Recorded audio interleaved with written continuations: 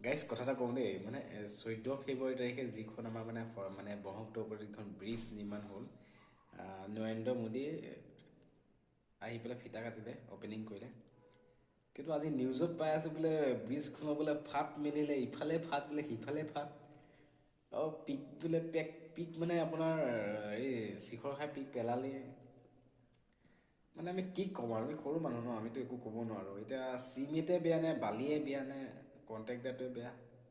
সেইটো গম নাপাওঁ কিন্তু এইখন আগত টল আছে বৰ ৰিক্সত যাব লাগিব টল আছে যে কেতিয়াবা আকৌ